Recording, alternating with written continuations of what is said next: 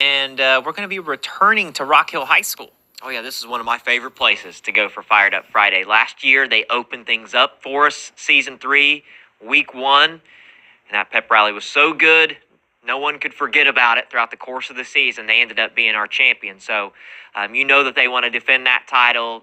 You know that they want to top what they did previously. I'm told that there may be a live animal involved. A live animal? I'm not going to tell you exactly what we're planning to do, but there is a live animal in the works. And, you know, we're getting closer to Halloween, so it's a little bit of a spookier season. So I'm kind of excited to see what they bring to the table. But I want to pull up some video from last year, Joseph. And, of course, you mentioned that they're the returning the champions here. They have a title to defend, and when it comes to winning the Fired Up Friday Team of the Year there from last year. And you can see they brought the smoke quite literally indoors to the gymnasium there. Oh, yeah. You know, they had the breakfast outside starting at about 4:30 in the morning. I think they plan to do that again this Friday.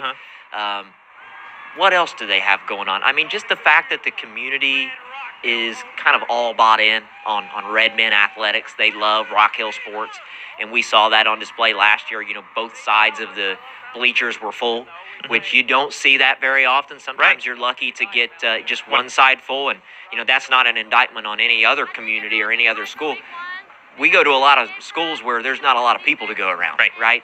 And so for them to come in there, fill both sides of the thing, and have what looked like every student that you could possibly imagine in there, that was pretty special. So I imagine there'll be a lot of people. As long as they had a good time last year, I hope they come back, much like when we went to Colgrove for the second time. I said, as long as they had a good time, hopefully they'll come back. And, of course, it's a huge rivalry game for them this Friday. They play Colgrove. And, you know, those two football programs don't care much for each other. It's a great rivalry there in Lawrence County, and so you're going to have that excitement as well.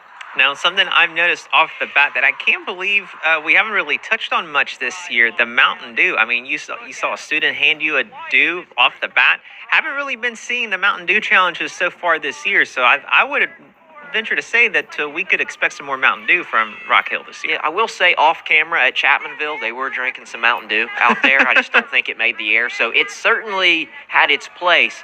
I wonder if maybe the Mountain Dew stuff was played out the first couple of years. And people are trying to carve their own lane. But I always welcome that. I can tell you when we went to Colgrove, some of the football guys dropped off like 3 12-packs for me. That was like their gift to me. Of Mountain Dew? Oh, yeah. They hooked me up. It's still playing a role in this whole ordeal. For me, it would have to be Diet Mountain Dew. And I'm telling you what, Pepsi is missing a sponsorship opportunity here, I think, because this is a fuel for the children. You know, I know a lot of kids have a Lonnie or whatever, but Fired Up Friday, I don't think I see many of those. I see straight Mountain Dew and Pepsi products. I would certainly recommend maybe pop over an energy drink if you're in high school. Now, full disclosure, I have an energy drink every morning. I'm not proud of it, but that is what I do. But if you're in high school, you got energy, guys. Maybe kick back a Mountain Dew. You don't need all that caffeine from an Alani. No, you've seen it. You've seen a breakfast. But I'm also not their dad. So like, what, they listen to me?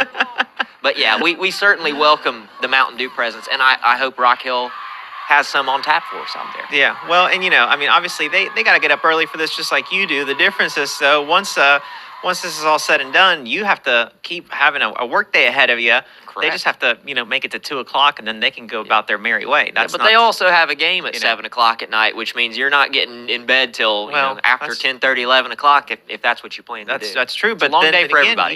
You got the weekend to rest up, and that's not always the case for you, JP. Filling in on the weekends and what have you.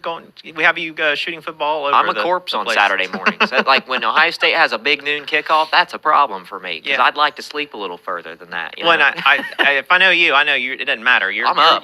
You're waking up to watch College Game Day, figure out what's going on. So. Oh, yeah, I know. It's part of it. Rock Hill High School, 6 a.m. this Friday, of course, on WSAZ today. I know you don't want to let too many things out of the bag here, but I am assuming this is going to be an indoor pep rally. Just we're getting the colder weather now. I think actually Friday's supposed to be the coldest morning that we have this week, according to Dylan, at least of the work week. I'll tell you that most of it will be indoors, not all of it. Okay. Not all of it. All right. See, I like what you have planned up your sleeve. So people are going to have to tune in to figure out what's going on with that. But Joseph, let's talk a little bit about